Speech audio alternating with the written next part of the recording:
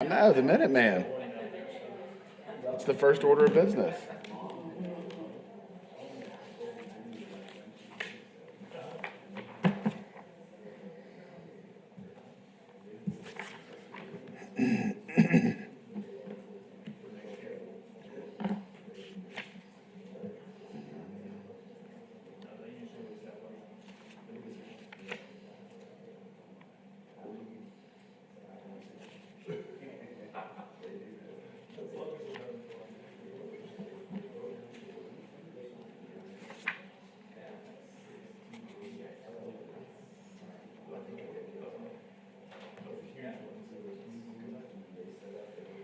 Good morning, Mr. Yurt. Look at that beard you're growing. You guys are like the beard buddies over here. Lots of coordinating.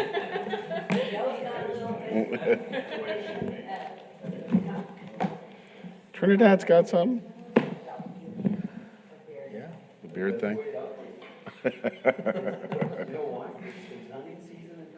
right. Keep your face It's true. against our faces. It appears to be on this board as a male. Should add that. I'm not on the board.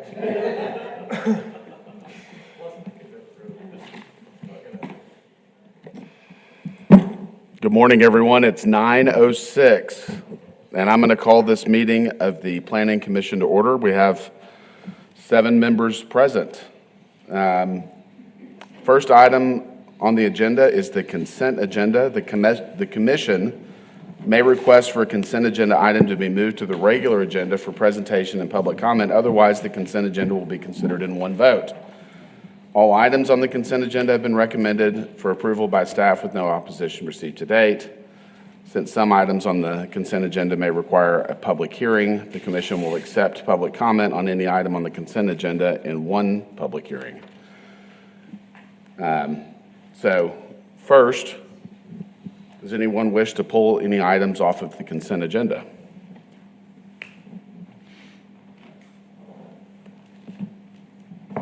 Okay, I'm going to open it up for public comment. Does anyone wish to speak on the consent agenda items? We have, it looks like 4 items. The minutes, a replat in the Gateway Edition, the final plat for North Meridian section, and a preliminary plat and final plat for Odell Estates. Anyone wish to speak on those? Okay, I'm going to close public comment and take a motion. I'll move to approve the consent agenda. Second. Okay, we have a motion and a second to approve as presented. All in favor say aye. Aye. Opposed? 7-0. Regular agenda, subdivision plats. The Planning Commission has final authority for approval. Appeals may be directed to the City Council. Item 1, RP 23-33, a request for replat of Angelo Heights Edition, Block 178, creating 7, 8, and 9, being lots 7, 8, and 9, having 2-family RS2 zoning, a variance request to maintain the established right-of-way at 49 feet instead of 52 for a minor collector on North Van Buren, and a paving variance to maintain 30 feet of paving with curb and gutter instead of the minimum 36. Mr. Benoit. Good morning, Planning Commission. Aaron Benoit, Assistant Director of Planning and Development Services. Yes, this is the first replat of Angelo Heights in Block 178. If you see here on the image on the right, you see we are creating lots 7A and 8A. Currently, that's an old plat that has 3 lots that kind of come forward through there, 2.5 lots. And we're really creating 2 lots, one with the existing structure and then lot 8A. This is RS2 zoning, which allows single-family detached and single-family attached, meaning duplexes as well. The intent by the developer is actually another single-family home here. This is in District 5, Karen Harrison Smith, and in the central neighborhood. So as you see there, it's very hard to see because our plats are hard to get a zoom into them, but this plat has gone before the Zoning Board of Adjustment. Lot 8A is a double frontage lot, as it does not have an alleyway behind it. And so the applicant came forward and requested a variance of 10 feet per front yard setback on West Harris, and front yard setback on North Van Buren. They did receive a 10-foot variance, and so they both have 15-foot setbacks for front yards. As I move to the next screen, you can see the property there on Harris is already very close, and the 15-foot aligns pretty well with those properties going north on Van Buren. So we do feel very comfortable that it's not causing any site issues. So let's talk about the variances on here. You see Harris that comes across. It's actually a very large local street. And then Van Buren is a north-south minor collector. And right now, its right-of-way is pretty standard all the way from Sherwood Way up to Houston Hart. Then north of Houston Hart, it's a little larger. So we think this section of Van Buren is actually functioning correctly for right-of-way. If you also kind of look on the west side there, it's very difficult to see in our image, but the right-of-way on the west side is much larger already. And so if we were to improve that street at any point in the future through a CIP project, we probably would take some of the right-of-way on the western side to add paving to before we added to the eastern side. So that is the main reasons why we are in support of the two variances, to keep the right-of-way at the 49 feet and the paving width at the 30 feet. So staff does recommend approval of the first replat of Angelo Heights, Block 178, and approval of the two variances for right-of-way width and paving width, and subject to those 5 conditions. All right. Anyone have questions for the staff? All right, I'm going to open it up for public comment. Anyone wishing to speak on this case, please come forward. State your name and address or single member district. Good morning, I'm Jack Downey with SKG Engineering. If you have any questions, I'd be glad to try to answer those for you. Good morning, Jack. Anyone have questions for Jack? Thank you, sir. Anyone else wish to speak on this case? All right, I'm going to close public comment and take thoughts or a motion. I'll make a motion to approve as presented. Second. Okay, we have a motion and a second to approve as presented by the staff. All in favor say aye. Aye. Aye. Opposed? 7-0. Item 2, RP 2334, first replat of lots 44 and 45 in Block 3, Section 2, Group, Red Bluff, of the Lake Nasworthy addition with single-family residential RS1 zoning. A variance request has been made for no additional paving. Mr. Benoit. Good morning again. This is the Lake Nasworthy addition. There are 2 lots out here off of Red Bluff Circle, Lot 44 and 45, and they are combining them into one single lot. It is RS1 zoning, District 1, Mr. Tommy Hebert in the Nasworthy neighborhood. So on here, you can see the lots here. The lake is here to the right. There's a fairly large access easement like in a lot of situations out there. And then here you can kind of see this is where the roadway is. And then this property here is also owned by the city of San Angelo. And so when we talk about the variance, went the wrong way, apologize. The variance, you can now see that Red Bluff Road, while it's not widely paved, it's only 15 foot to 17 foot. We did talk to our emergency services group. It is a small area that loops out to a little bit larger road of Red Bluff that comes out of there. And thinking about emergency access in and getting folks out, the road is functioning now. We are combining lots, and so we're not adding more traffic to this road. And so it does make sense at this time to support that variance.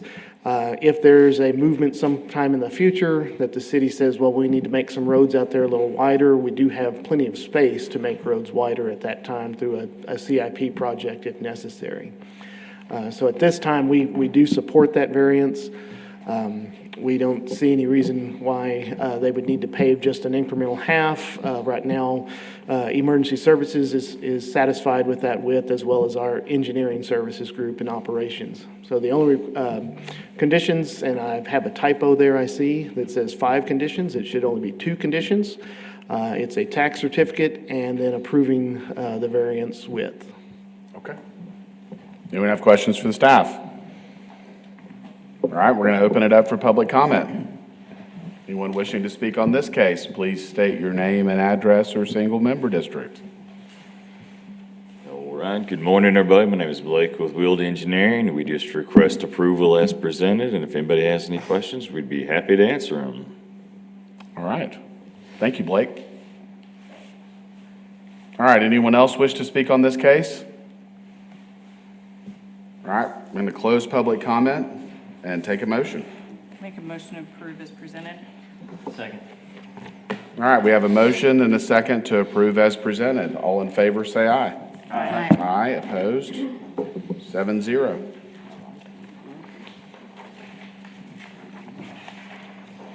All right, item B, conditional uses. The Planning Commission has final authority for approval of conditional uses. Appeals may be directed to the City Council. Item 1, CU 22-21, a request for a renewal of a conditional use for a short-term rental at 2517 Junius Street. Good morning, Commissioners. Sherry Bailey, Principal Planners. This is the first renewal request for the property at 2517 Junius. It is RS1 zoning. It is in District 2, Tom Thompson's district, and it is Angelo Heights neighborhood. And yes, on the original, there was another neighborhood that was, I believe it was Glenmore that was listed, but it is Angelo Heights. The applicant had a late start. Once they were approved, they were caught in the middle of inspections and having some changes that they had to do. So they have only been open for a very short time. So this renewal is just at the beginning of their actually operating as a short-term rental. And so we are making a recommendation at the end of this that I'll go over with you. In this area in Angelo Heights, there are 3 other short-term rentals, and then the Gold Star represents this applicant. All the others have been operating.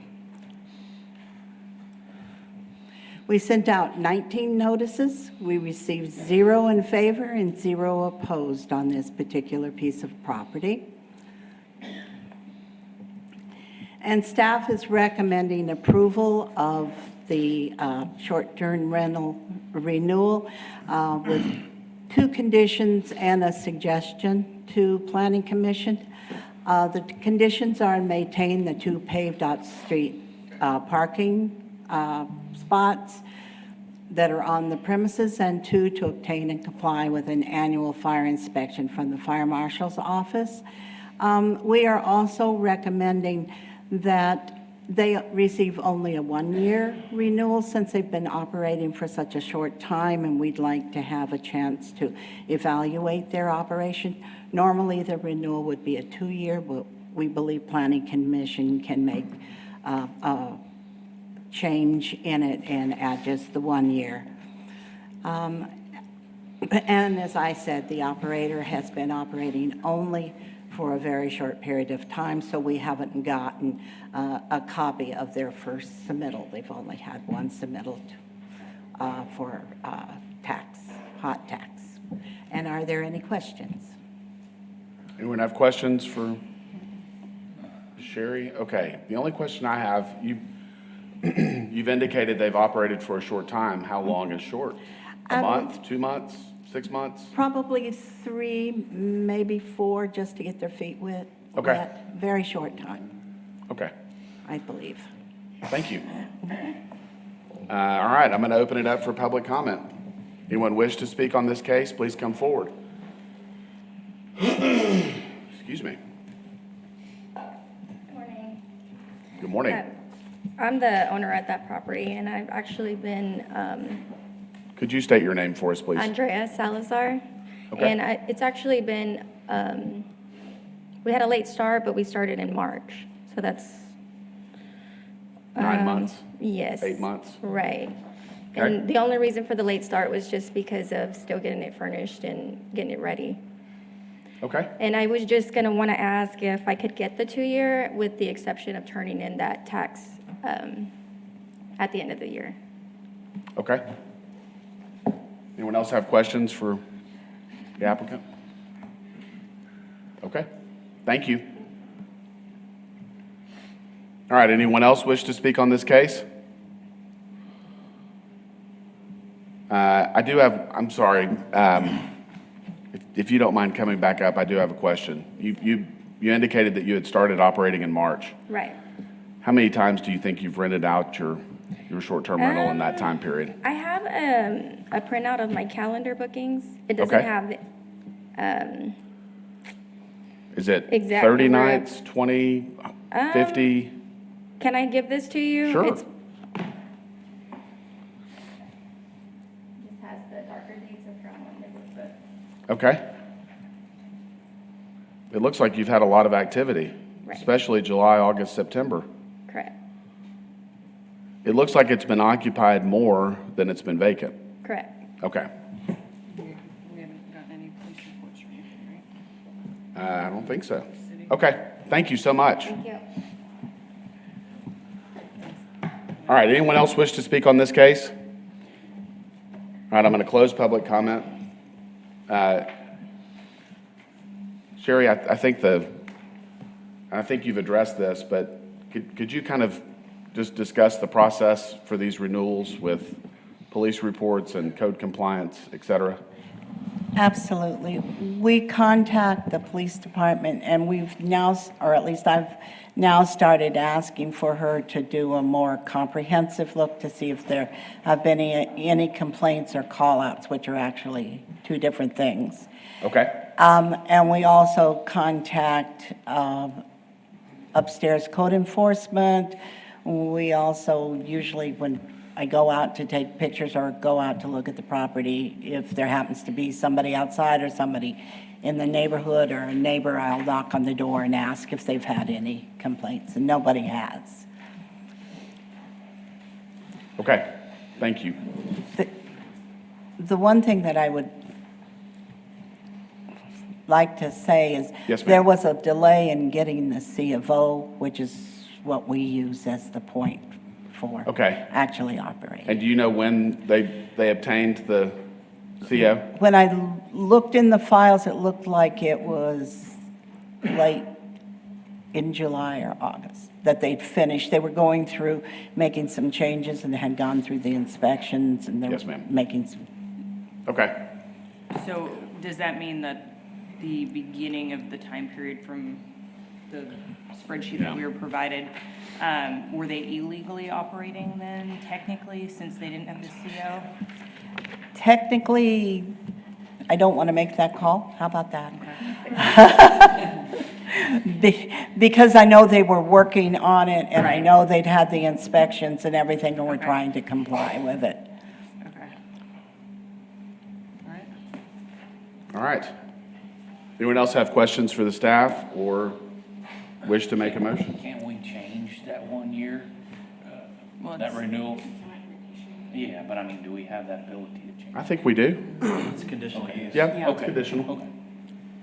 Not that I'm for that, I was just curious if that was Yeah. possible. Yeah, my concern though is that, we do have that 1 year, but whenever we approve it, there is a certain time frame the applicant is gonna have to take to make these changes. And I think that needs to be addressed in the, short-term rentals, because Yeah. if, we say you've gotta have these X amount of items, and it takes them 6 months, it's really, on both sides to get it there, but, And we've like come in across this that quite a case, bit. I mean, it's because we're hearing more and more late start. Yeah, And it's because of the stuff they have to do. of the stuff they have to do, so, I would rather not punish these individuals because of that, but I would like to say, you know, as we're looking at the short-term rentals, is come back and say Back it the up. first one is a 1 year if they've only been operating for, and I'll make up a number, 6 months. Yeah. Right. And if it's greater than 6 months they've been operating, then they get the 2 years, but Yeah. take some of that grayness away. I agree. Yeah. Because I it's, agree. Okay, on that note, would anyone like to make a motion on this case? Make a motion to approve, with or without the, 1 year, removing the 1 year. So a 2-year renewal. All right? I'll second that. So we have a motion and a second to renew for 2 years. All in favor, say aye. Aye. Opposed? 7-0. Travis, how do we, what's the steps to go back and, I know we're looking at the short-term rentals. Yes, sir. Is now the time that, you know, we ask for them to take a look at something like that? I think it makes sense to get to the ordinance and discuss. I think there's some pretty broad changes that the staff's introducing for us to consider. And that would be the time? And I think we take it up then, if that's all right with you. Perfect. Okay. All right, the next case is CU 2350. It's a request for a renewal of a conditional use for a short-term rental located at 2183 Gun Club Road. Good morning, Ray Lineberry, planner. And this is a renewal. They have been operating since 2017. So they are coming back. They actually missed the renewal after 2017. So they did it in 2017, 2020, 2021, and now they're coming back after 2 years for their next renewal. It is RS1 zoning, District 1, Tommy Hebert, in the Nasworthy neighborhood. There are 6 active ones. There are a few more stars than that because there are some denied and expired ones. The yellow star right there is where we're looking at. And if you see, most of the green active ones are kind of spread out besides the bottom 3. We mailed out 10 notices. We received 0 in favor, 0 opposed. And we are recommending approval as long as they maintain their parking, they maintain their certificate of occupancy, and I do believe they've already gotten their annual fire inspection. Okay. But that they comply with it. With that, Okay. is there any questions? Anyone have questions for the staff on this case? All right, we're going to open it up for public comment. Anyone wish to speak on this case? All right, I'm going to close public comment and take thoughts or emotion. The only question I have here, the time frames, 2007, 2020, and 2021. Can you speak to the gaps, the timing? Maybe? Okay, yes. The owner did not realize that back in 2017 that there was a renewal process, so they kept operating, and they were notified that, hey, you shouldn't be, and so they came in 2020 and got another conditional use. It was treated as new, and then, so they came back in the year in 2021 and renewed, and so this is their The first 2-year. the first renewal. 2-year one. Okay. All right, thank you. Anyone want to make a motion?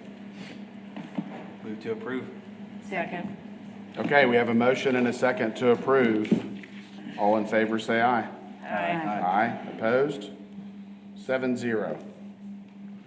Item 3, CU 2351, a request for approval of a conditional use to allow retail sales and service use in a light manufacturing zoning district located at 999 Knickerbocker Road. Sherry Bailey, Principal Planner again.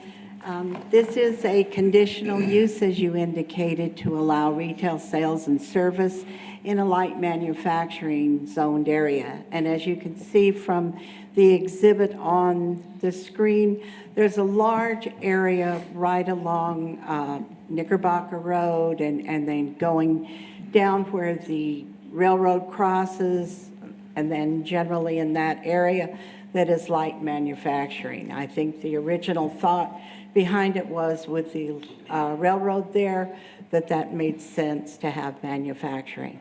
But as we're well aware, that entire area is more of a commercial area, and so it is on our list to eventually come in and do some rezonings in that area. But right now, to allow them to do what has historically been done on that triangle piece, which is a lot of open retail sales and service. It's had everything from cars at one time to trailers to a number of other kinds of open sales in that. It's in District 5 and it is in the ASU College Hills neighborhood. This is the general layout of what the applicant is proposing. The buildings are existing. He intends to reuse those buildings as a service area for the golf carts and lawnmowers and maybe a small trailer or two in that area. He is going to display it as is required on the setback area. However, and I'll get into this in just a moment, but we are looking at it as a heavy commercial use. And so we're wanting to hold him to the requirements under CH. We sent out 7 notices, received 0 in favor and 0 opposed. We do have that, as indicated, the subject property that's outlined in red up there. And it's hard to tell, but the railroad runs right along to what would be the southwest of that property, and there is some overlap in the area of fences over time that have been built kind of in the railroad right-of-way, and he will be requesting approval from the railroad to continue to keep his fence there. If he doesn't receive that, he will have to move the fence, and they're well aware of that. Staff is recommending approval of the conditional use, and we have 3 conditions of approval, except as otherwise specified or limited below. The development of the subject property shall generally conform with the general commercial, heavy commercial, particularly the heavy commercial zoning district development standards. Even though it is in ML, they're going to be held to the setback requirements for CH. All lighting, if provided, shall be fully shielded so as not to create any spillover in the area, and the applicant shall obtain all required permits, including a change of occupancy, from permits and inspections within the next 12 months of approval. Are there any questions from the Planning Commission? Sherry, I have a couple. Okay. Let me go back. You talked about the setback requirements of heavy commercial. Can you tell me what the setback requirement would be on the Knickerbocker frontage? On the Knickerbocker frontage would actually be 25 feet. 25 feet. From the property line, yes. Okay. Now, let's be honest, the buildings are existing in that Yeah, setback it looks like the area. building's maybe not 25 feet. They are not 25 feet. Okay. And so but the rest of the displayer and everything will be set back in that area. Okay.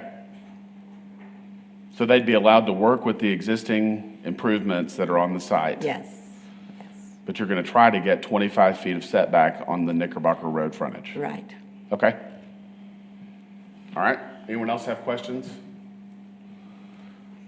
Thank you, Sherry. You bet. I'm going to open it up for public comment. Anyone wishing to speak on this case, please come forward. State your name and address or single member district. Hi, I'm Kaylee Ward. The reason the building is not 25 foot is it was built there before the road on Knickerbocker was even widened. So we actually have I think it's the original, can anybody remind me what this is? Survey. Survey. Yeah. Yes. And I can show it to you too, and it shows where, so this was where the road was, and it was 25 foot, and now that's where it is. Okay. So it took away that 25 foot, but that's why we're asking that we still use that building. When we bought it, beginning of this year, they were selling hot tubs and everything and went through everything and got everything approved. So just asking that we're able to sell golf carts pretty much, Okay. and I can answer. So you're servicing them there too, right? Or, because you have another location up on the north side of town, correct? Yes, ma'am. And we're gonna more or less, we're gonna be servicing them more at our shop on Broadnax. Okay. Or if you've seen the 705 location, it actually has a built shop there. Okay. So we're gonna actually do most of the servicing there. So it's really just retail It's really sales? just gonna be selling the golf carts, and by trailers, I mean, we may have one trailer there that's Right. the size for a golf cart to go on. Because you're moving from your existing location on South Bryant to that, correct? Yes, so we have a South Bryant location and a North Bryant location, and we're hoping to move all the golf carts to this location. So it's mostly going to be, well, golf carts and then a couple of mowers. Okay. Okay. So question to the staff then is, on their existing location on the South Bryant one, what is the zoning on that? And if they're just doing sales and not servicing, why are we having to do a CH? Let me answer the one that I absolutely know the answer to, okay? Because I don't know what the zoning is on South Bryant. I could guess, but I don't want to do that. In ML, retail sales and service is not allowed use. So they have to go for a conditional use because of that. Okay. Okay. Thank you. So to clarify why we're doing a conditional use, and we are not rezoning this property, it is a conditional use. There was a change of occupancy that came forward, so that's what triggered us to review what's happening there. The business in the past did not do that, this one did. Again, just like she reiterated, they're not touching the building, and the building gets to be kind of, if you will, grandfathered in. And so if they touch the building in a significant way, we would look at that 25-foot setback, but at this time, under that conditional use, we would not look at that. It would be kind of grandfathered in. Perfect. Okay. Thank you. All right. Thank you, Kaylee. Thank you. All right, anyone else wish to speak on this case? All right, I'm going to close public comment and take thoughts or emotion. I'm very familiar with this area, and it's a high-traffic, good location. There's some other kind of industrial-type use that's, I guess, south of this location. But as you continue north on Knickerbocker, it becomes very commercial. So I think it's a good use for this area. The only concern I might have is with outside storage. Is there a limit on the amount of outside storage with the zoning that's proposed? There is not. Okay. They And so would have to- That's the other reason we went with heavy Yeah. commercial. Yeah, They would have to maintain adequate parking, and we'll be working with them on that. right. Being a retail sales and not being a very large building, that's probably 2 to 3 parking spaces, and Yeah. one of those being ADA.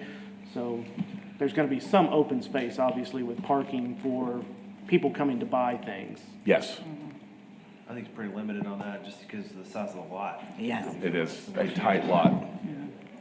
But at the same point in time, you've got to think about, it's not like there's a giant rush to buy a golf cart. There's not going to be 20 people buying golf carts at the same time, So, I don't know. well, unless there's some miraculous sale, which if there is, let us know. But, okay, all right. And the applicant's fine with the zoning and the setback?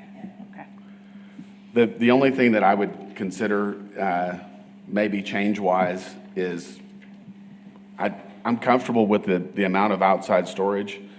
Because it's such a high-traffic commercial corridor, it would be great if there was a little bit of a buffer of a fence or something that kind of softened it so that we don't have a bunch of golf carts parked right up on the street right there, but I'm going to leave that to you guys. At the same point in time, their current location wasn't required to have. To answer your question. I'm going to open up public comment for Sorry. Kaylee. Yes. To answer Come your on in. question, because you brought up the fence, there is a fence actually behind the building. Okay. And like what she was talking about where the old fence was, the previous owner actually came to the city, asked if they could do a new fence, and he was just told as long as it's not taller or anything like that. Is it gonna be anywhere different? No.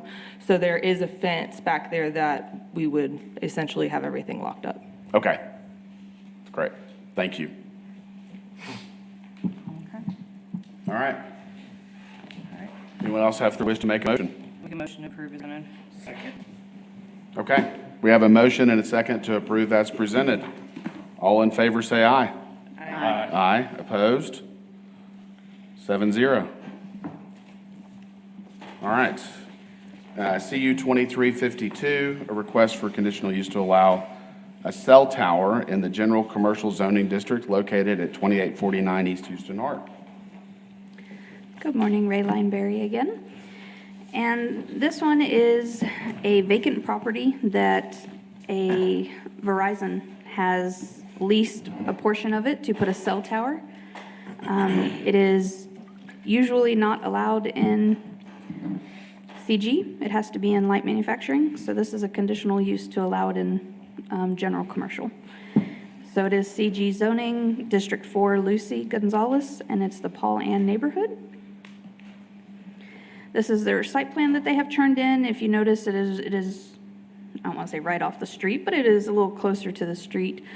So I'm going to go back a picture. It is going in about right here. So you'll have all this space back here between them and the residential.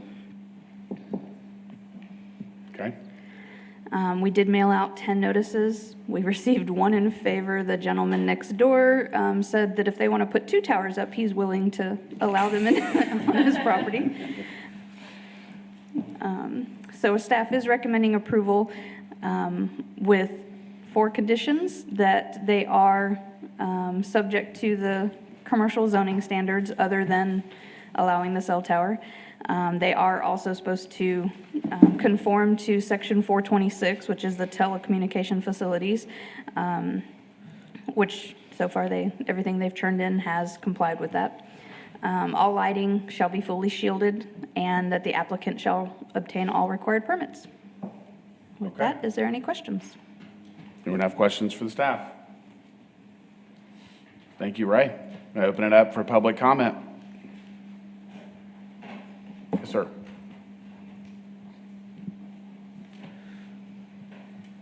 Yeah, I'm Charles Becker, 20784 Private Road, 1775 Paint Rock. Is there going to be any guy wires on this tower, or is it freestanding?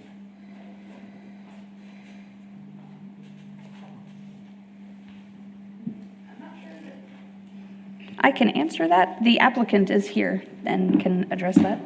Okay. There's I'm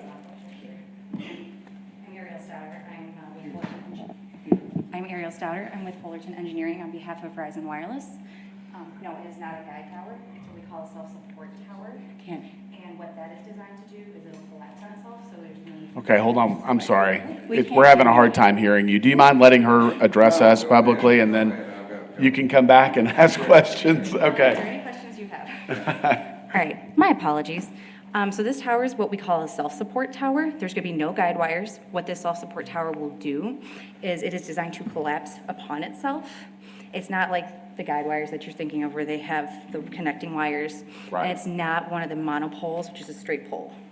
So, Okay. Yeah. How tall is the tower? It is proposed for 190 feet. Okay. 190 feet.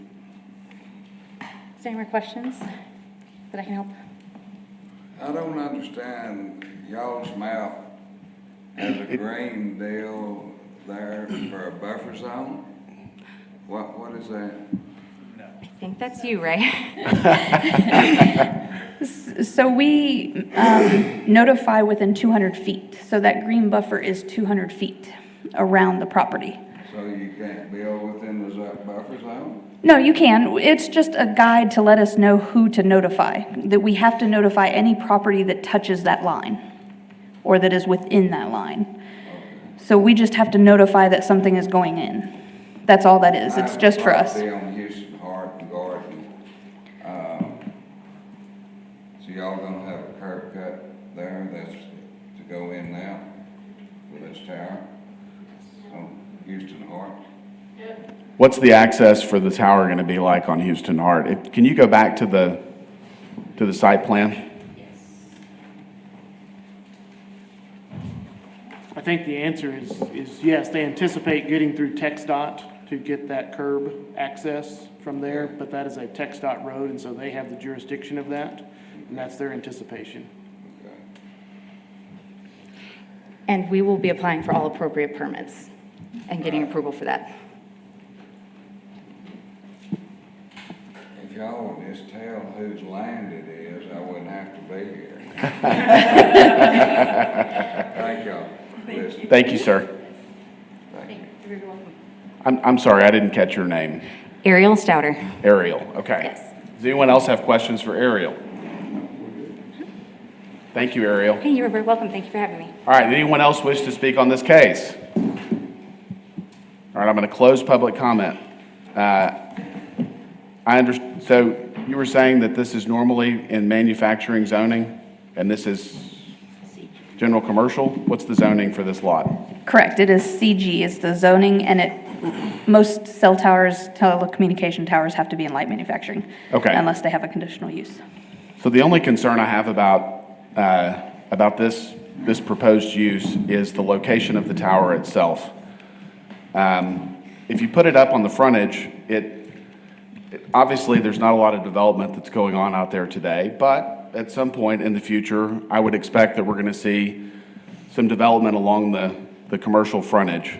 A cell tower obviously doesn't contribute a lot in terms of traffic, and it can detract from the visibility and frontage on one of these thoroughfares like this frontage road. So the only thing I would consider or suggest that we talk about is moving the tower back on the lot some so that it doesn't impact the frontage, the commercial frontage of the, looks like Expressway frontage road, Houston Hart Expressway frontage road. How close is it to the frontage road right now? Let's see if I can read that. That may be an aerial question. Yeah, I was gonna say, that because may be an aerial question. We don't have an exact distance on this map. But I will say, they cannot go too much further back, simply because there is, in that telecommunications section 426, there is a line that says they cannot be within, I think it's 100 feet of a residential. Right. So. Well, and if you had 200 feet of frontage, enough to get a building or parking at least in front of the cell tower, if this is set right up on the frontage road, obviously it's convenient access for the service of the tower. I just think long-term it might impact the ultimate highest and best use of that land with the frontage road right there. And it may also be that's something they have to work out with the owner. Right. Also. Okay. I'm not sure if that's where the owner. Ariel, do you know what the setback is from the highway frontage road?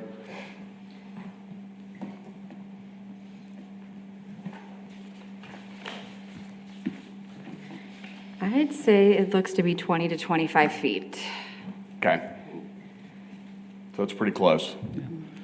And working with Verizon and GT, this is pretty common. What they do is even in the big cities, Trophy Club and the main thoroughfares, they normally put them there because of the limitations of the cable, and then they're trying to adjust to a certain land area, and by moving it back, it did create issues for us because of the cabling, the power, the access, and everything else. So I understand why they're doing it, but to the points that you're making, aesthetically, is it the best place? But from a physical standpoint and from the old job, that is the right place to be because of all of the other issues, power and everything else associated with it.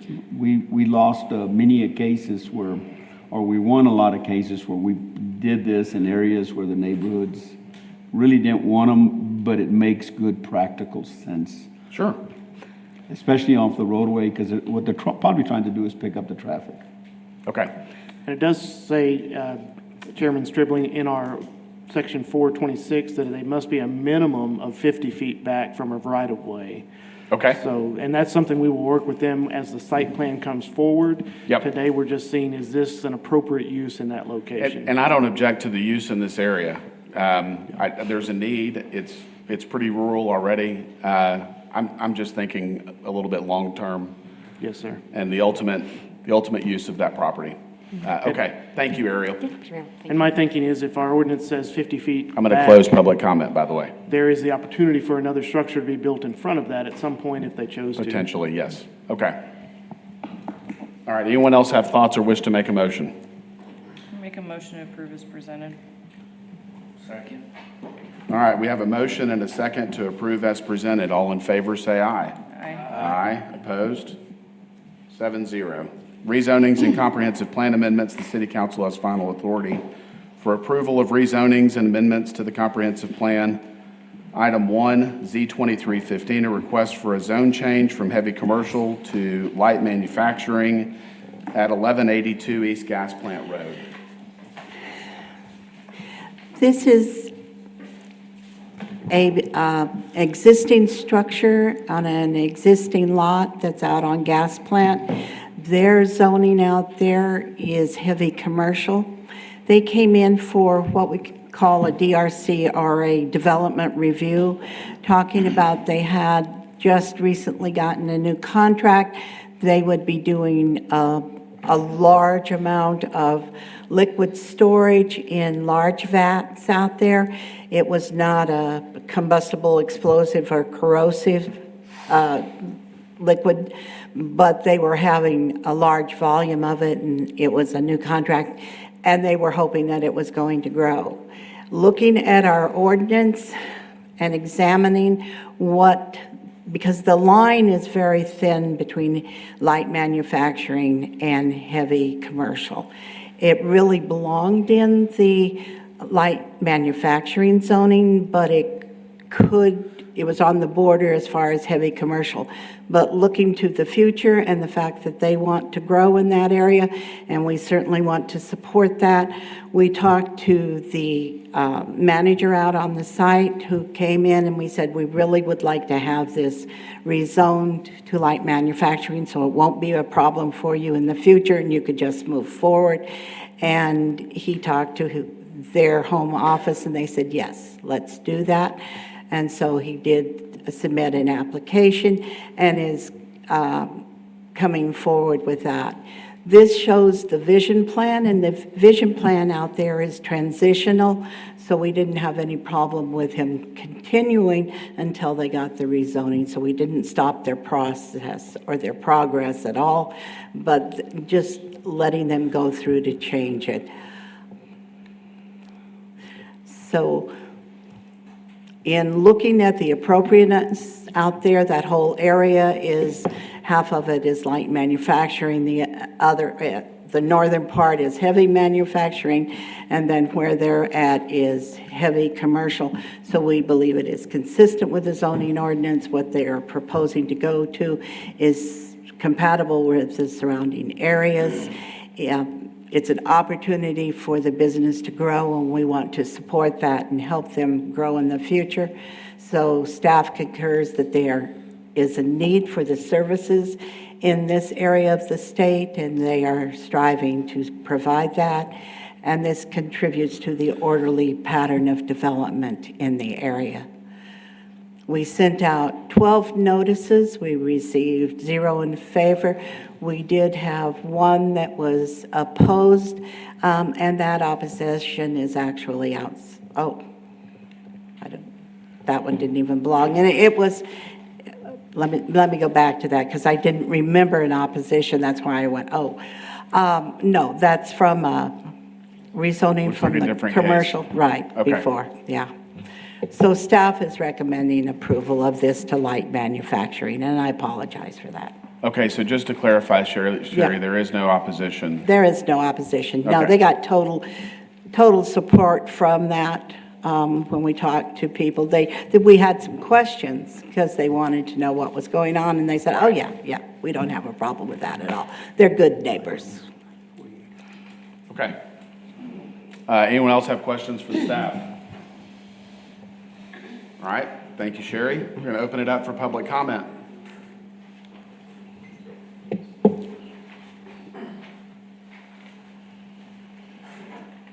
Good morning, Michael Looney. I'm the VP of Economic Development for the San Angelo Chamber of Commerce. Just wanted to thank you all for being here and for listening to the presentation about the modest but important change at this property. This is Allen's Transport. Allen's Transport is a heavy haul company based out of Edmonton, Canada. We began the process of recruiting them to expand their operation from Canada into the United States in 2018. It took several years of a very complex series of things to happen to where work with their company that they've got a contract with, one of many. It's a supplier out of Bryan, College Station, and it all came together last year. They ended up purchasing, they were about to build a terminal facility in the industrial park, but at the last minute pivoted and found that this gas plant road property at 1182 gas plant came available. So they jumped on it, very quick close, and rapidly began infilling the property to expand their operation.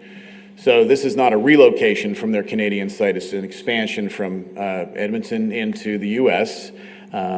We spent a lot of time with them understanding their supply chain routes that run basically from the Houston Gulf Coast area to Calgary and Edmonton. It's a good spot for them. They had a lot of different options, and they ultimately chose San Angelo. So we were very appreciative of their trust in the community. The product that they haul is they haul many different products, very well known in Western Canada as kind of a do-it-all type hauling company. Over 100 power units and trailers in their fleet. As they expand into the U.S., one of their main materials that they're hauling is a very unique material. It's a drag-reducing agent that is used in interregional pipelines throughout the United States network of pipelines. And what it does is it reduces drag when product is input into the pipeline, generally crude oil. This product is injected at the pump stations and it helps the product move much more efficiently with lower electricity needs to its next destination. And so they're one of the few companies in the United States that hauls this product. The company that they haul for is one of the few companies in the world that makes this product. It's a company called LSPI. It's a very, very good, well-managed, profitable company based out of Bryan. We are very pleased to have the opportunity to continue to expand Allen's Transport. When we ran the analysis last year, they're looking at a total of 25 new employees. This would be about an $11 million per year yield on an annualized basis of what their economic impact is to the community in terms of taxes, products, sales, and salaries. So it's a company that's on the grow. We love them. We love working with them. We're very proud that they're here. And any questions that I might be able to answer on their behalf, I'm happy to do it. But really appreciate y'all taking a while to study this and to understand it better. Thank you. Thank you, Michael. Okay. Appreciate it. Thank you. All right, anyone else wish to speak on this case? I'm going to close public comment and take thoughts or a motion. I'll make a motion to approve as presented. Second. All right, we have a motion and a second to approve as presented. All in favor, say aye. Aye. Aye. Opposed? 7-0. All right. And now to what we've all been waiting for. Ordinance amendments. City Council has final authority for amendments to the zoning and subdivision ordinances. Item 1, and the only item, discussion on amendments to section 406 of the zoning ordinance regarding short-term rentals. Good morning, Ray Lineberry. So I wanted to remind you guys, this is just a discussion. We're looking for direction. And hopefully you're happy with some of the changes we've made. So just to kind of summarize some of the changes we made, we did remove the reference to a license required instead and refer to it as a conditional use, which is exactly what it was last month.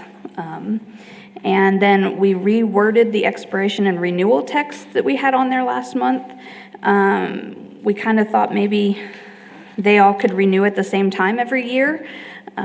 Food does their permits, their food licensing and everything that way. So we kind of think maybe this will be a better way of keeping track and having them all come forward at once and renewing. Ray, I think in the interest of getting input from everybody here, it might be easier for us to discuss each of these items and potential other opportunities or ideas as we work through it. Okay. There's a lot to unpack on this thing. There is.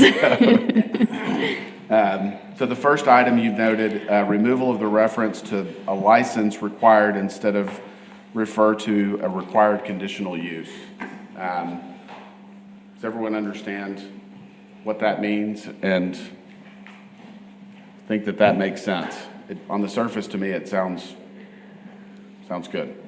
What were the issues with It was mostly the conditional use? applicants expected to receive a license when they were done, and that's not something that we did. So we were just trying to change the verbiage to match what it is that we actually do.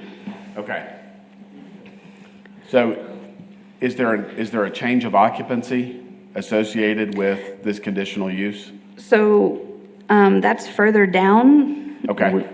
We have actually removed the change of occupancy and have changed it to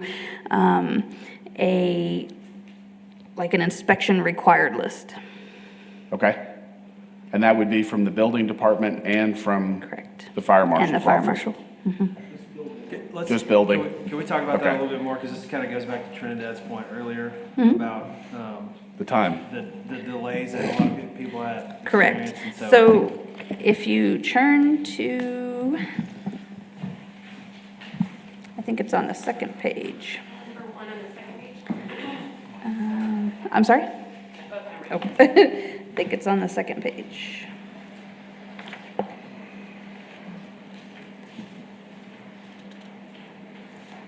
Nope, maybe, nope, it's the third page.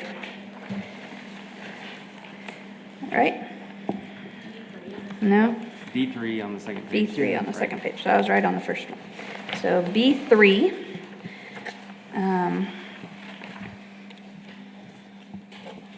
which is not my second page, it is still my first page.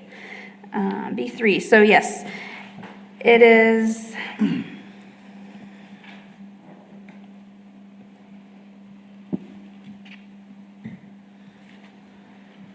Item 3, D, David 3. In short, those items Yeah. were things that the fire marshal worked with Charlie in the inspections building to make a list of things that needed to be checked. Yep. So those would actually not be done by the fire marshal. Charlie's office would do it with the building officials. Okay. That seems to be a quicker, more effective And- way to get it done. and we are also recommending, Can we get Charlie to come, just kind of, like, real quick, just kind of explain how that changed the process and kind of what difference that's going to make? and before she does that, we are also, if you read that a little bit better, we are asking them to go through that process before coming to you guys for the conditional use approval. So Okay. that way they can have that done. Okay. Good morning, Charlie Kemp, building official. One thing that we were running into with the fire marshal's office is they're not under the International Residential Code, they're under the International Fire Code. Yep. That's basically commercial, so we were running into areas where they were looking at it solely as like a commercial project, and just confusion on the applicant's part and inspectors. So we found that it was easier if we just took the lead on the projects and ran it through the residential code.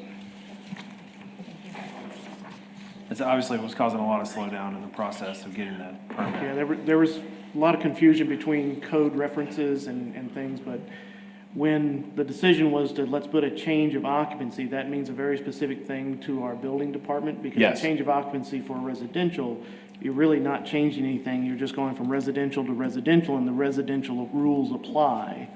And so, we feel very comfortable with passing this portion of this ordinance off to our building folks that see those structures day in and day out. They know what safety they need to look for. They're gonna use that checklist and guidance from you guys to say, this is what's important to us for short-term rental, for someone to look at in the city. And we do think that our building department is equipped and able to do those things for us. Okay. Charlie, you made a comment there that they would do this prior to coming to us. What does that mean? We deny several. And so from that side of the house, what I hate for them to do is any work and then only to be denied. So what's your thought process on that? You give them a checklist and ask them, will you do these if approved? And then they have to do them, or what's? Well, one thing that we do look at is if it's residential and they're using it for residential, they're using the bedrooms as bedrooms, and they're not touching that, then when that building was built, it met the code for that time. So we would not ask them to go in and start adding windows, removing walls, things to that effect. We're looking for fire safety issues, like your smoke detectors, that they do have ways to get out of that facility, things to that effect. Make sure that they didn't do any kind of remodeling and didn't get permits that may cause an issue to today. But otherwise, if it's being used for that use and they're not changing anything, we're not asking them to make any alterations to do so. The other intent was planning will still take the application, make sure it's the proper distance. If it meets all those basic requirements, then they will forward it on to Charlie to make sure that they're going to be able to pass the test. If they're not, then it's no use forwarding it on to y'all because they can't even pass the inspections test. If they do, then they have met all the minimal criteria, and then it comes to y'all. So the applicant would have the opportunity to say, from a cost perspective, Yes. these are things I do or do not want to do Correct. before we go Before forward. it comes to y'all. Okay. And they waste their time or money. And so forth. Okay. Y'all discussed this with the fire marshal's office? Yes, that's where the conversations began. Good point, Jim. Many conversations like that. Okay. I mean, because it is technically a commercial property, even though it's staying residential. I mean, hotels are It's like a commercial hotel. property, but It is. in a fire situation, they're considered residential and protected. So, okay, cool. Thank you, Charlie. Thank you. All right. So remove the reference to a license required. I think we've covered that one. So rewording the expiration and renewal text Yes. to have them all renew at the same time. Yes. When do you propose we change? What day are we going to use? January 31st. January 31st. So we're thinking January meeting. You guys will have them all. Well, we may I have don't a want to say year. all.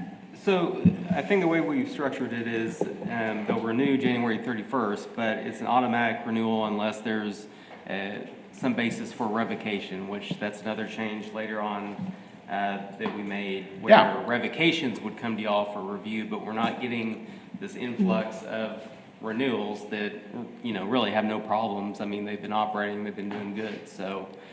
Is there a fee associated with the renewal process? There should be, and the city council sets the fee structures, so we would have to Perfect. propose something to council for that fee. Okay. The reason putting it all together is really, that's how we do health, like our inspections for health. Yeah. And trying to keep up with 40 million different ones and who's coming due when, it's easier to do them all at once and have a time period for which Charlie and them can go back in and do their inspections yearly, those kind of things, so it'll make it easier. Okay. So is that, let's say I get it approved in December. Right. You're That's back in what that- January. that You are. That was And my they would have question. they'd have to know that up front. So if you want to get approved then, that's just the way the time. Yeah, and there's another clock aspect to falls. this that we haven't covered yet, but it's like the approval process and how many and when and. I mean, I like the idea of doing it one time a year. Streamline I'm it. just curious about how that works. Yeah. Is that written in this proposed amendment? It is number 2, or A2 on the first page. And the idea is that you guys would see the new requests. Staff could work through the renewal request unless there's issues that we've identified, that we spelled out in the ordinance. Hey, they've had this specific issue. We're going to bring that back to you guys to help us make that decision. Yep. Okay, so let's say a property, like how are the existing properties gonna be notified of this? Is it just by a mailer or? So what we have suggested is we have this discussion with you guys and get some direction. And if you guys are happy with what we have or the changes we are going to make, we're going to bring this to council in December and get some direction from them as a discussion. And then we will have a joint planning commission and council meeting to discuss and vote on this. And so that means the public will be notified through newspaper notifications. Okay, so then technically, this renewal process would be in, what, January 31st of 2025? Correct. Okay. And then what if a property owner didn't receive the notice, didn't get something in the mail, doesn't realize that that's when they need to renew, and are operating illegally, essentially, because they didn't get the notice because of, I would we've like got issues with notifications to the public. So part of the, we're gonna have the joint council and planning commission meeting, but we're also all currently existing short-term rentals, we're gonna have to send individualized notices of these changes to them. Right, but not gonna lie, there's a lot of people that don't check their mail or don't Well, read it, so let's I mean, say we they can only- missed it, so then what happens to those people is my question. If they miss the notice that we're required by statute to provide, then, I mean, So you shut I them don't down think- for a year until the next Potentially, renewal? yeah. Like, just so I'm clear? Yeah, Okay. potentially. Okay. I mean, Not they for a would- year. No, but they they'd be able to They may have start to it. reapply. Yeah, they'd Okay. have to start the process over.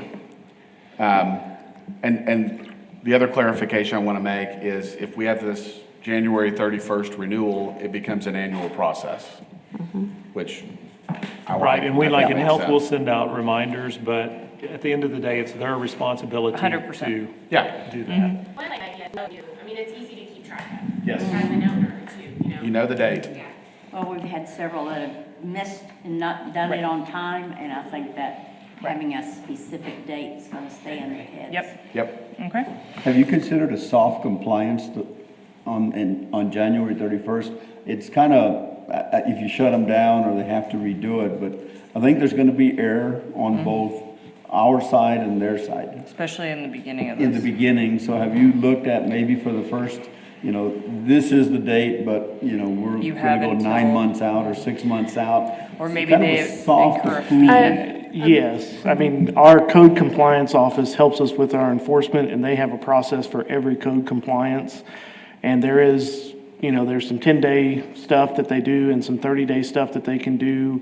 And so there is some of that grace, if you will, trying to help these folks understand what they really need to do. Now, if you have somebody that just refuses or continues to operate illegally, then that's another path that we would take. But there will be misses as. There will be. As we've outlined, and there will be issues. There will be. But a soft time frame would help, I think, both staff and them. I mean, you may be understaffed and not be able to handle the load from that time frame, or other things could come in. But I would like to see the first year anyway. Okay. A soft. And it is on us, the city, to help educate our community. This is our process, this is how we do it. Have some information on our website that's actually clear and concise and move folks forward to the right process. So sort of going down that same track, can we kind of get into the thought process on revocation and what that looks like? Yes, that is page 3.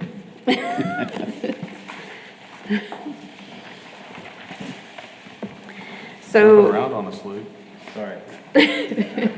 Some brain works. So we've kind of come up with a list of items of reasons that we could revoke their conditional use, or at the very least, we could bring it forward to you guys. So one of them is the citations and criminal complaints, the severity and the number of them, and the complaints by the neighbors. And we also defined a minor complaint. But just a clarification on these, so sometimes, police go out and they make contact, but they resolve it, there's, no incident report, there's no citation. And so we would think a minor complaint would be something like that, where there is a call for service made, but, nothing happened. But then there's also the ones where there is an incident report, citation, goes to municipal court. And so we think those are all things worth considering, but at the same time, on minor complaints, we have this a lot with barking dog cases where neighbor, calls every day saying there's a barking dog. We send code enforcement out there and no dog barking. So, we ask them to make a log and have some kind of written evidence. So we don't want to set up a situation where it's like, bad blood between neighbors and it's a harassment kind of deal. So we'd like to see some sort of written evidence, either through a calls for service report, maybe code enforcement went out and, gave a notice of violation, but they corrected it, and so no citation was issued, something like that. The other thing that I'm going to suggest to everyone that watches this meeting that's concerned about short-term rentals, everyone has a cell phone in their pocket, on them somewhere, somehow. There's nothing more powerful than this device when it comes to documenting an issue. So turn on the video and start recording whatever the problem is. That documents the problem. Just calling and saying there was an issue on Thursday and it's Sunday, it's hard for, again, to your point, there's got to be evidence, there's got to be some credible information that becomes the basis of the complaint. And I'm not saying that that there are complaints, there are a large number of complaints, because there aren't. From my experience up here, most of these short-term rentals, with very limited exception, have been very easy for us to approve with no complaints. But I also know that there's another side within our community that feels like the process of notifying is not adequate and documenting is not adequate, and what are we really supposed to do about this house next door that's causing us a lot of trouble? And so to those folks, my number one suggestion would be your cell phone. Document it with your cell phone. Yeah, and I always remind people when documenting too, there's a little handy thing called a calendar on your phone too. So, because it is, sometimes it's hard when people say, well, this has happened, this keeps happening. Okay, well, tell us when. So every time it happens, or if you call or whatever, pop it on your calendar at the date that you called, and that way you can convey bam, bam, bam. And again, I think a lot of this goes back to the education that we've discussed. Once this gets approved, in conveying to the public to, this is how you handle those problems. Call code enforcement, call the police, whatever that may be, which seems like you would do anyway, but maybe you don't. So, yeah, I agree. And we also realize from a staff perspective, there's really two issues here. There's those that comply, come get a conditional use, and now will be a permit at some point. Yes. And do they have violations? Yes. And then those that just choose not to come through the process at all. Right. That's a whole nother section of, all right, we need to be maybe a little more aggressive on those, because they're not going through the process, where some of our citizens are saying, I'm going to come through the process. I can't control every one of my clients that comes through here, but let me work through that. Yeah, and I've said this in the past, I'm going to say it again right now.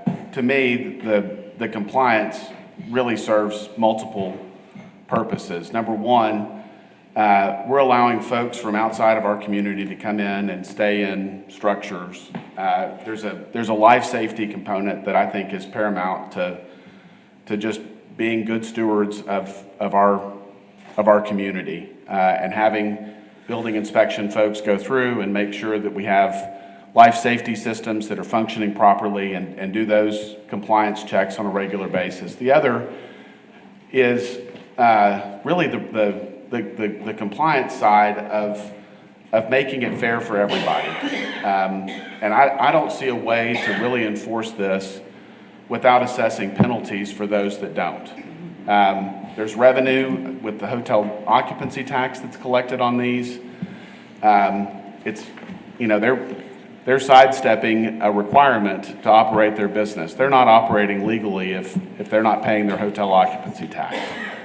And I think that they should be required to. And the city should hopefully have the means to enforce it on all these folks. And if they're not going to comply and try to operate illegally, then I hope that the city has the full force of penalties that can really crack down and shut it down.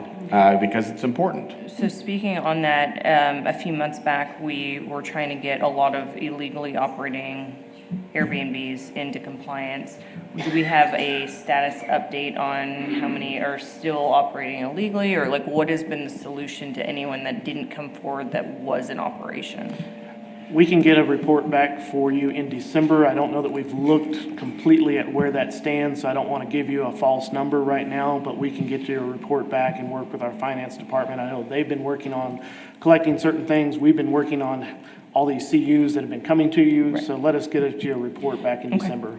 Perfect. Thank you. And I worked on collecting the hotel taxes that Yes. were delinquent, and the vast majority of them were actual hotels. I think there were a few SDRs, but all those ended up getting resolved. I want to say it was maybe 2 or 3. Okay. And that's not including illegally operating ones. Those were just registered ones, so I know we have.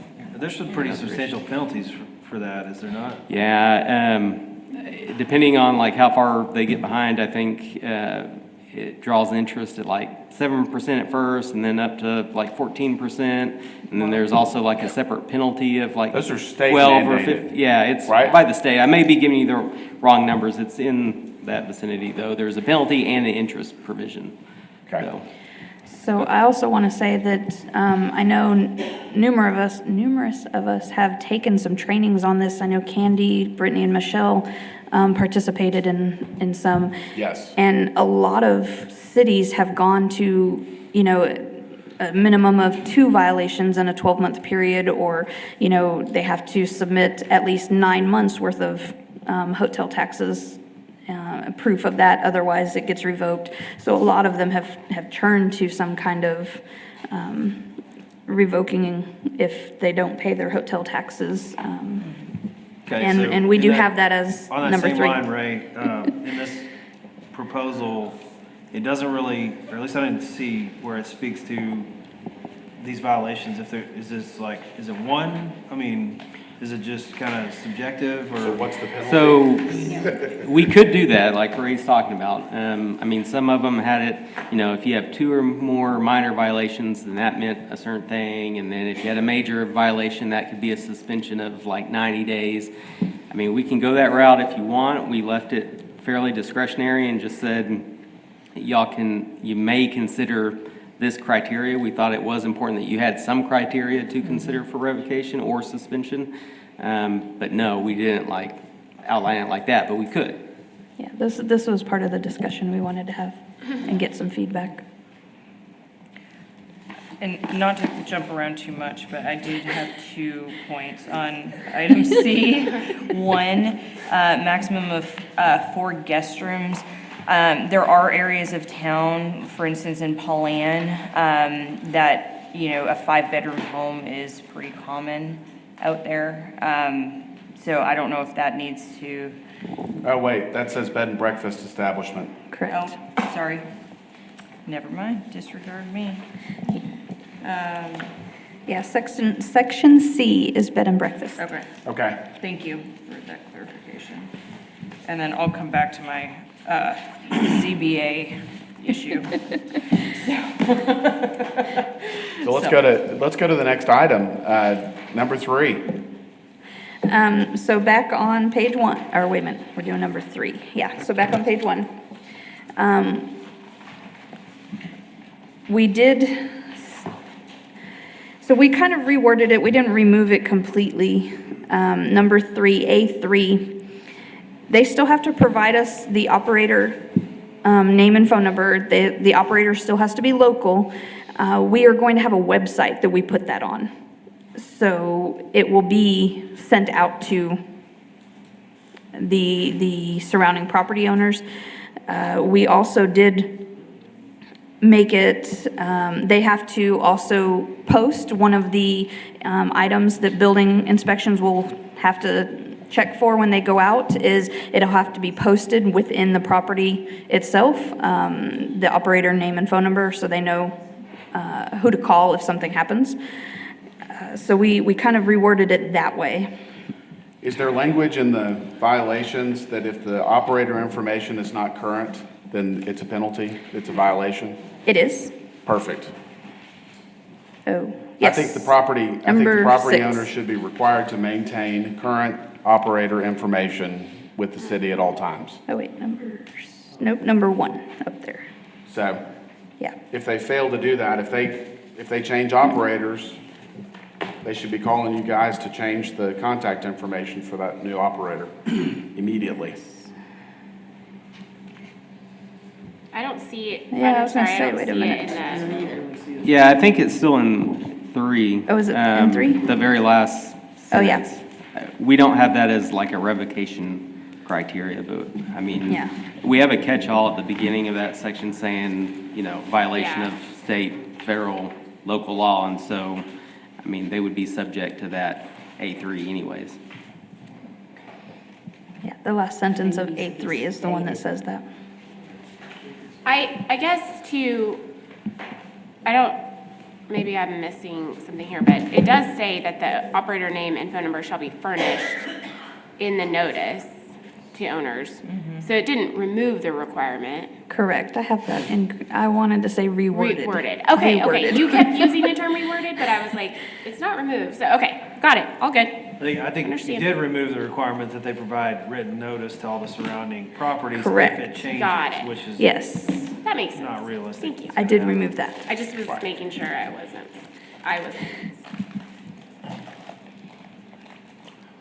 Okay.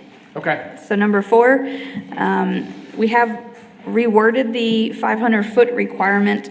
That is number B3. So we are keeping the 500 feet, and it is lot to lot. We have listed how it should be measured, which is property line to property line, and we also listed that it cannot be varied by ZBA. What constitutes the property line? Front, back, side? Any portion. Point, closest point? Correct. Closest to closest? Correct. Okay. And that's as the crow flies, not like a walking path. Okay. Correct. And we did also change it to only be in the RS zonings, to where CBD, commercial, anything like that can be within 500 feet, because downtown, you know, has quite a few. So is this, in your opinion, with that change, is that going to stop the back and forth between the ZBA and Yes. us? Because we looked ridiculous on multiple cases. Yes. Okay. But this shall not be varied by ZBA. Okay. Yes. Yeah, this kind of puts our foot down and says no. Right, this puts that interpretation by the director, it's pretty plain and simple that the line item could not be varied. Okay, on the same token, if there's one that is illegal and is operating, that one will not be taken into consideration and we'll deal with them separately. Correct. So if we come back in and we find something that's close by. And they will lose their spot in line. I hate to say it that way, but I want to make sure the board understands, by keeping this 500 feet property line to property line, we are essentially creating a line of people in wait, of if somebody doesn't renew January 31st, they want to swoop in and be next in line. So we are kind of, they would lose their spot, at least for a year. Hopefully the other one doesn't renew. But I think that goes back to why that date, that January, I mean, that matters too. And frankly, does. if someone It doesn't does. comply and their neighbor I mean, that's fair to me. Correct. I mean, Yeah. So staff did have a discussion. We have a few, like for instance, next month, there's a possibility you'll have 3 coming forward that they're all within 500 feet of each other. And how does staff look at that? Where in line do they go? You know, that type of issues. So this 500 feet being a hard and fast, it is not something that can be varied by ZBA. It kind of distinguishes, well, whoever got their application in first will go forward. If they get denied, then the next person can go. which that makes sense. I mean, first come, first Will you be served. setting a time frame? Let's say that the 3 of us are applying, and they won because they applied first. Correct. But 9 months down the road, they're not operational. So are we gonna have a time frame that says you must be operational by X? That's bar- what, that's one of the items of revocation. in, it's number 4. I think that's what we're trying to get there out of that. Correct.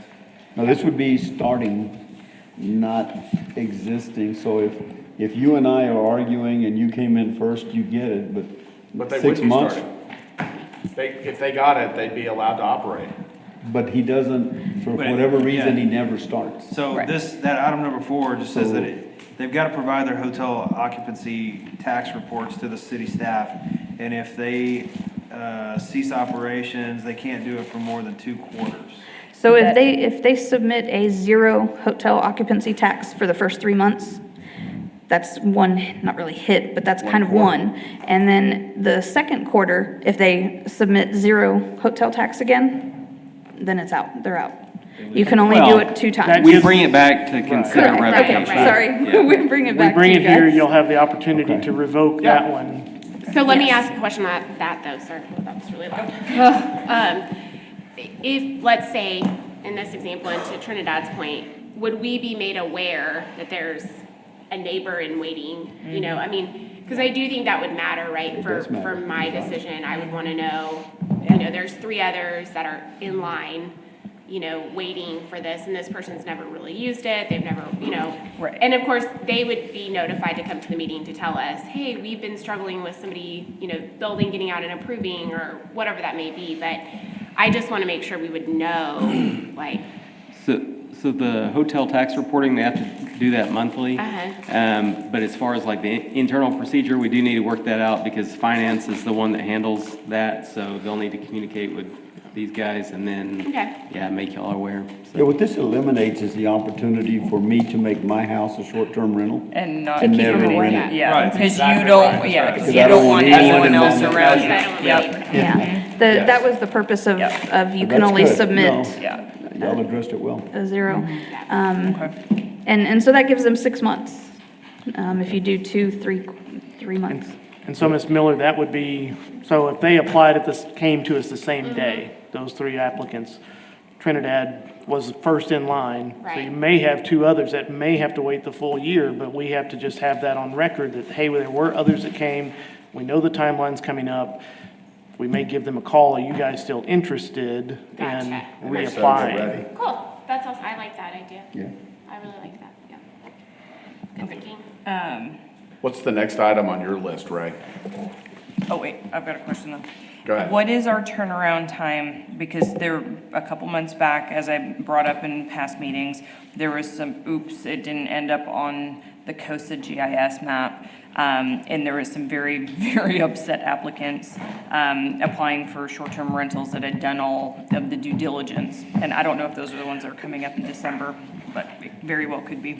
We send those as soon as they get approved here. Okay. We send the GIS memos to our GIS team. Okay. And then each week, we've identified a staff on planning that is going to check the GIS maps to Okay, so make that sure is they're a going in. designated task now, because it went like a couple months without, okay. We feel like we have a better handle on that. The proof is in the maps. Do we really have a handle on that? So we're continuing to keep that process going. And Do more than just check that map. Well, but they were calling the city and they were. Yeah, I want to, this is another point of clarity I want to make. If someone's buying a house solely to make it a short-term rental, it'd be really smart for you to come through this process, make it a condition of the purchase to get the permit for, or whatever the conditional use, to allow it. They're gonna go through the process before it ever gets to us, so they. The other item I want to remind you guys is we will have a website with the operator name and phone number, and it'll have an address. So that will also be kept up to date along with the Yes. map. Okay, So, thank you. All right, what's your next item, Ray? so we also added, we clarified, because if you remember last month, I added 500 feet from a school. So we clarified that a little bit more to say the fenced area of a school. If they don't have a fence, then the closest building. So an STR cannot be within 500 feet of a fenced area of a school or the closest building if there is no fence. And where is that? That is that is B, no, that is B4. Bingo. Page 1, Yes, page 1, B4. bottom of page 1. You have read it, just didn't know where I read it. So I had added it last month, but I didn't clarify whether or not if it's fenced or, yeah, correct. Like, out of Lamar, where the property. Yeah. Yeah. Way past the school. Well, and I was gonna say ASU had something similar with that because, anyway, long story short, but that makes it much more clear in terms of.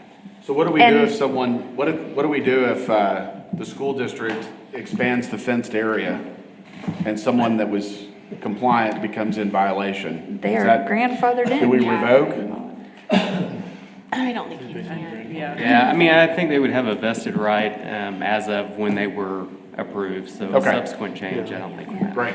The other thing I Thank want to clarify is, last month, I only had it was a school. This time I clarified a public school. Just to throw that out there. Okay, so So I did say a public school. So TLC, all of those, Great Beginnings, none of those, TLCA is now considered a public school. is it? Okay. So that one would be included, but like Premier, I think is charter. Premier, yeah. Cornerstone is charter. Great Beginnings, all of that. What's your definition of a building? I mean, if they're doing maintenance, if it's a maintenance building or Or if it's. like one of those pods.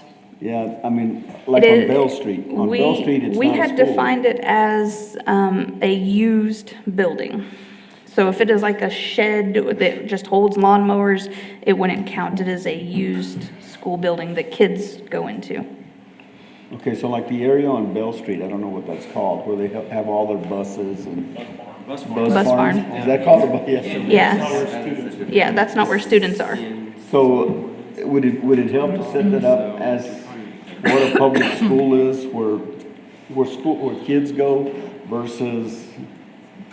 Yeah, we do have in our zoning ordinance already a definition of a building, and I'll just read it to you real quick. Any structure built for the support, shelter, or enclosure of persons, animals, goods, or movable property of any kind, and any roof-covered structure shall be considered a building. And so we probably need to, if y'all want a different definition than just building, we need to probably think about that. And of course, this being our discussion, which is great, we're gonna bring this back again for discussion next month. So let's be thinking about that word. What does that mean when it comes to these schools? Yeah, I mean, I think that's the intent, is that where there are children attending classes. Totally agree. Yeah. Totally agree. Yeah, clarification that the building is used or occupied, I don't know that that's. We can just the right add word on to either, that first sentence, so it's closest building of public school where children are, whatever the term is, so I think we get the intent. Does this ordinance apply only to residential, or does it apply to commercial as well? We have it stated that it is the 3 RS zoned areas. Okay, so just single-family residential zoning. So So the what public about school the- though. So if is someone any has a- zoning. The junior high campus of Central. Right. So if someone has a Well- commercial lot, I believe, and I'm gonna let Brandon speak to this, but I believe section B means all short-term rentals, not just ones in RS1, RS2, and RS3. Oh, So, okay. Brandon, is that accurate? Yeah, so for this public school part, it's, any zoning district, and then Okay. for the 500 feet between each other, that's RS1, RS2, and RS3. Right. okay, So they wouldn't have to meet the 500-foot in commercial or I think RM, right? Correct. Great. Thank you for that clarification. And then just clarifying, by public school, we're not incorporating ASU or any, I mean, or does that include? I mean, they are a public school, but I'm not, in my head. Maybe we should use public secondary school and Yeah. elementary and secondary? I guess, and I'm thinking that more from people who are applying, you know, Right. not, Yeah, I think public school means something specifically, like at least on, I think you were maybe thinking of like the alcohol yes. yeah, licensing. yeah.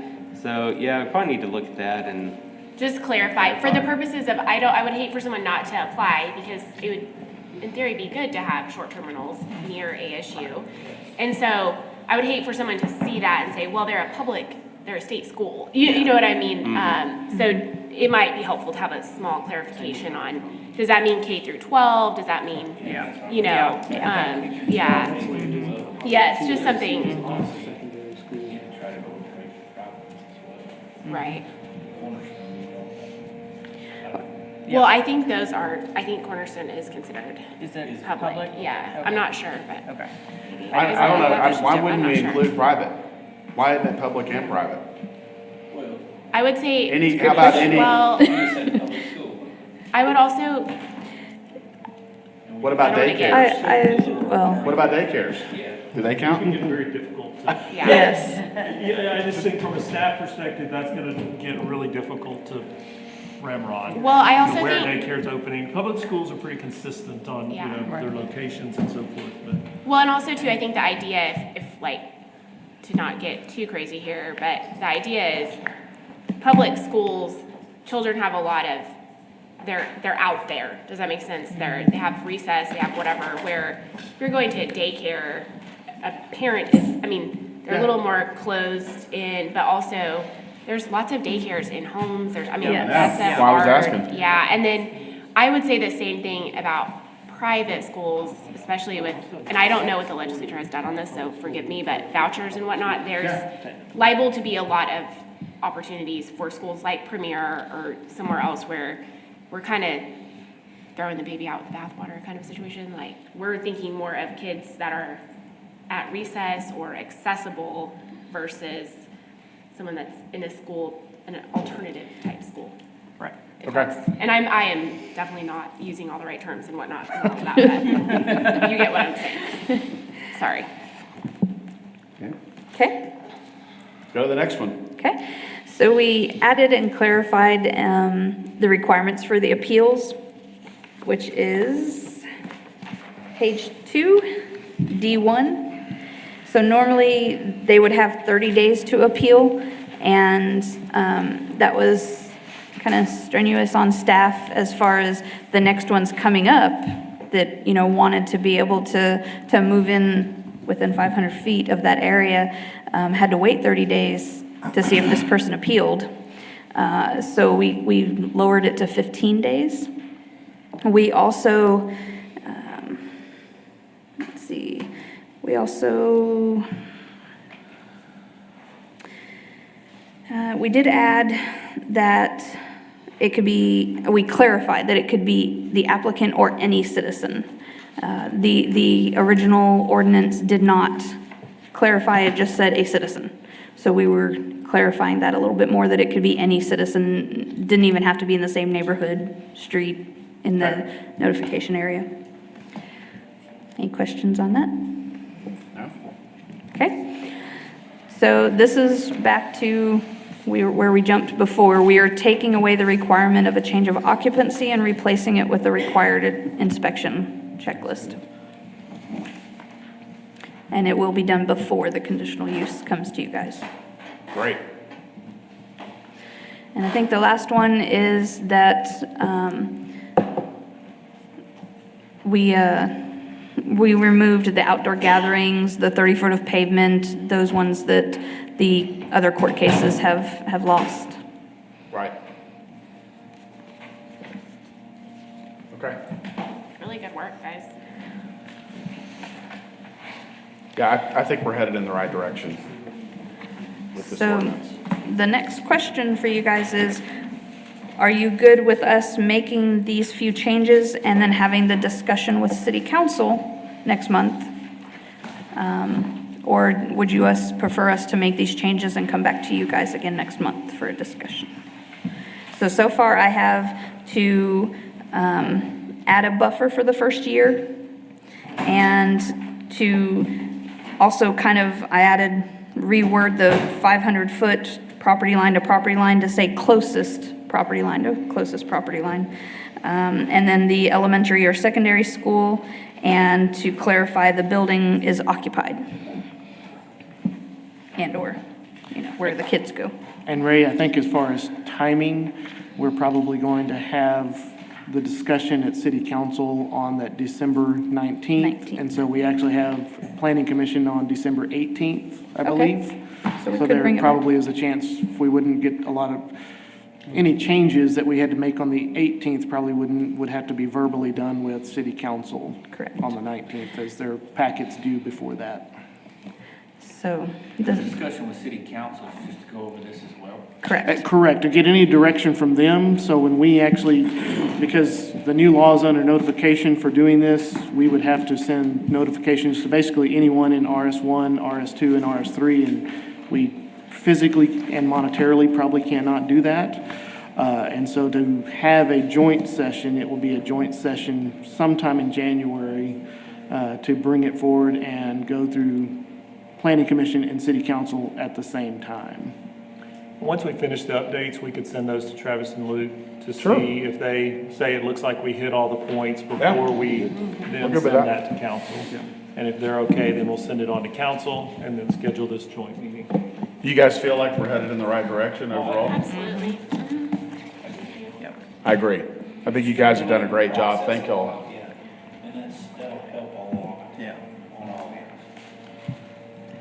I think the only thing, sorry to maybe backtrack a little bit, is Luke brought up earlier, and maybe this is not something that we look at now, but as we, start looking more at revoking versus approving, needing those hard and fast, two times you're out, or, but I tend to lean on the side of, I like case-by-case things, but I Yes. also understand from a fairness perspective, within a year, depending on how many revocations you get, it may be, we may need those guidelines. So that would be the only thing that I think we didn't really discuss, that just to consider before we check mark. I think kind of in conjunction with that too is what the penalty, some outline of what the penalties would look like too. So as far as penalties, like say they don't pay hotel taxes. So our tax provisions already provide penalties under there. I think same like if they got a noise violation and they had to go to municipal court and pay a fine, they already have penalties there. I think the penalty here is the suspension or revocation of their conditional use. Right. So That makes sense. And I would side with case by case personally. If it's egregious, I think we're all going to probably look at it and say, we probably need to pull this one. But there could be circumstances where there's a violation, but there's special circumstances around that violation that might not force us to consider it in the same weight and consideration of other violations. To talk a little bit more on that, and one of the trainings, that was one of the issues another city had, was they had put, you could only have 2 violations. Well, the person had 2 violations, but it was over like a 13-month period or something like that. So to see that there is that big of a difference between violations, made a difference. But because their rules said you could only have 2 violations, You're out, right? you're out. So And that's where I lean towards the case. It is. And I think that's where Brandon put in there, may consider. And Yeah. so you have that discretion, it is a conditional use, and so we just have to provide you with all the information and the facts, as well as the operator needs to do that as well, and so you can make a good decision for the community. And I think my, and this is just my background, so forgive me, but I think my concern more lies with, I just want to make sure that there's a record of what we revoke and how we handle things, so that when we're presented with the same exact facts, we're considerate of how we decided the last time. Because what I don't want it to look like is, because this is in one neighborhood and this is in another neighborhood, we're deciding differently. So I'm looking more from like an equitable response, fair and equitable versus, you know, because I just think it's easy sometimes when we're human, right? We get bogged down and there's 5 revocations on one list and 1 on the other, and it may just be a day, you know, timing, whatever it is, but I just would like to make sure that we're keeping a good record of how we decide things and why, to ensure that our decisions are fair and equitable regardless of where it's at, when it is, that kind of thing. And also, except for the hotel tax, these other items, we will really only happen when they come to renew. Right, So exactly. Yeah. Well, we've had several of those already where case by case we had to say no, not at this time, or yes. But it was case by case. Right. But I do think we need a record and keep up with where we've been, what we've said, so that everything is done equally. Yes, I yeah, appreciate and that's my only thought with that is. But I think that the route we're headed, it'll streamline the process a lot, and we'll have that, they'll have that Yes, ability to. yes, keep with it. no doubt. Because Yeah. Yeah, I like the one day. turnover and. Right. But, you know. Well, it just makes it easier. With that process being streamlined, it'll help a lot. There's still a process in place where a citizen could file a complaint or object to a short-term rental. Is that correct? yes, they can. And that maybe would come up at this January 31st deadline. Mhm. So if someone's really upset about the short-term rental down the street, they could file an objection. Yep. And it would come before us. Yep. Okay. Is there any mention of those that are not in compliance? I mean, you're gonna have a document, so you're gonna have a paragraph, anyone that is operating without the appropriate documentation will be, and then just so that, if I get a hold of this document, I say, well, how are they gonna catch me other than you looking for? Is there anything in here that just flat out says, we're gonna shut you down immediately?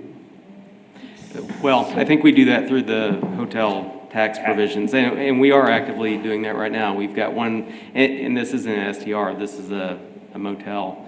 But, I mean, we filed a lawsuit to do like a temporary injunction until they get paid up for that. So if we find out about them, I mean, I don't know how we find out about all unregistered ones, but when we get it, I mean, we certainly investigate that, and that's the route we Appreciate it. go. Will there be anything in writing on the short-term rental that would say what you just said? You know, we will pursue the appropriate action if anyone is, it's just a reminder more than anything else. I mean, not in, Friendly in this reminder. ordinance, Friendly no. reminder. Friendly reminder. You read it and says, But your well, I don't tax want bill to do says this. that. But it's the tax code, yeah. I mean, The tax and bill the says tax that, code, it's state and our local Yeah. ordinance that provides that, so. But when they get their tax bill, just like your county appraiser bill, it says, like, we will pursue immediate remedies or whatever. You know, there is something we haven't discussed that I'd like to mention to you guys, and it goes to Brandon's point about identifying properties that are operating illegally. I believe that there is a provision, or that the city can require, that people that register on websites like Airbnb and other short-term rental sites to provide evidence that they are allowed to operate within the community that their property is located within. And I think that would shut down an overwhelming majority of the illegal short-term rental operators in this market. Would you guys, can you look into that for us? Yes, So, I know, You would notify Airbnb and say, San Angelo now has a requirement for a conditional use in order to operate within our community. And then if they allow someone to come in and operate that hasn't provided the evidence, then they're in violation. And the city could maybe pursue Airbnb for allowing someone to market on their website without the proper approvals. yes. Yeah, a few of us, the training that we did, other cities have started contacting those websites and saying that, and they've gotten a great response, and the Airbnb will work with them. Yep. So yeah, the city has it down to try that also. I think that'll put a big slowdown. It's not going to stop it. Right. But But it helps. And tells a lot. and to Trinidad's and Brandon's point is when we get a complaint otherwise, maybe not through the taxes, through the hotel tax, but if we get a complaint through code compliance, that they Yeah. really share that information with the rest of the city, say, all right, which one of these is the highest penalty violation we could go towards and have the most evidence of? We're gonna have a chance to look at the updated status of tracking those ones that are operating illegally that we've been able to identify. Yes, I'll bring that forward in December. Awesome. Perfect. Great work, guys. Yeah. Thanks, Ray. Yes. All right, public comment. Issues or concerns not on the regular agenda may be raised by the public at this time. I'm going to open public comment. Anyone wish to come up and speak? All right, I'm going to close public comment. Next item is the director's report. We have a discussion item, potential expansion of the open structure overlay to include approximately 200 homes located along Catalina, Cordell, Luis, Eunice, Urine, Nueces, and north of Edmond. I think it's Earlene is what I figured out, but yes, it doesn't say Earlene to me. No, it does not. No, it does not. Well, good morning again. Aaron Vanoy, Assistant Director of Planning and Development Services. So this is just a small inset map, and I've got this again, but this is an area that's kind of bordered by Kirby Community Park, O.C. Fisher in the back, and the soccer complex area and the dam. Really, it's the dam area from O.C. Fisher. District 2, Tom Thompson, Angelo Heights neighborhood. Right now, we've identified 14 open structures. Those are primarily carports. We always think about these are only carports, but it's open structures too, whether that's like maybe a front awning for your front porch that comes out in front of the 25-foot setback. So here is the larger map. That purple area is our current open structures overlay zone. The reason why we're looking at this is there were two carports in that area with the purple pin up there that were identified that were built without a permit and did not meet the setbacks. They came forward with ZBA cases. ZBA has asked us to bring a case forward to Planning Commission to evaluate if we should extend that area. We have not done a full case evaluation. We're just trying to test the waters to see if this is something we should or should not do, as city staff time is critical and we just want to focus on areas we should and should not focus on. So again, here's that inset that's a little closer. You can see those are structures that are existing. You can see that the purple goes just across Edmond, about 3 houses deep. There's a number of structures on Edmond itself. If you drive down that road, and you'll see there's a number of carports. Some of them conform to our open structure ordinance, some of them don't. Most of the ones that we see with the red pins back here do not conform in some way or another. The open structure overlay components, these are just kind of summarized. These are not word for word. These are just kind of summarized what we kind of look at. And so the biggest reason for an open structure overlay is to allow open carport structures within 5 foot of the front property line. So you have a driveway, may go to a garage, may not go to a garage, but you're able to put a carport over that and come within 5 feet of that front property line.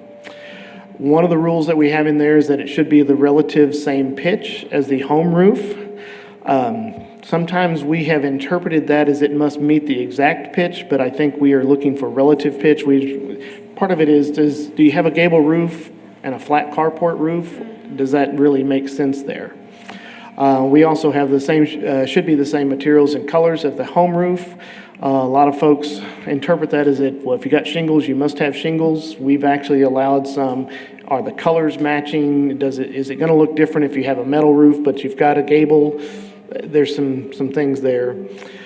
The history that, and Sherry Bailey may help me chime in here as well. She did a lot of the research as well as me looking back, is that the open structure overlay created in 2005 was really for some of our older neighborhoods that either had very small garages, no garages, or maybe just a single garage, and wanted to allow families to protect their vehicles. And in 2005, City Council and Planning Commission agreed that, yes, we should do that. And Sherry, you have anything to add to that? No, it was basically that. There was some discussion I found recently about what about expanding it in the future? And there really was a general feeling, at least at that time, that it was specifically for the older areas of town, that newer homes being built should accommodate the change in automobile type, the change in home type or home use, and homes have gotten bigger than they were. These were the smaller homes in the older section. And so we really haven't in the past, since this occurred, looked at expanding it very much. So again, I go back to the map that kind of shows that area. It goes all the way up to 50th through Lakeview area. It doesn't really go out into what we would call the ranch and estates, or the larger single-family lots. It does kind of encompass around over by the base, those areas, as well as what we would call Angelo Heights and Central neighborhood. It doesn't really come into Santa Rita very much, and of course Southland in that area, all the way down to the lake. So I did put just a couple of examples on my slide. So here are two houses. Both of those are probably right at 5 feet from the property line. You can see their structure, just metal pipes, metal roof, flat roofs. So these are in that area. If we were to extend the open structure, these may or may not comply with what our current open structure rules are, and so they may still need to go to ZBA. Here's one that's much closer that we would say looks like they did it correctly.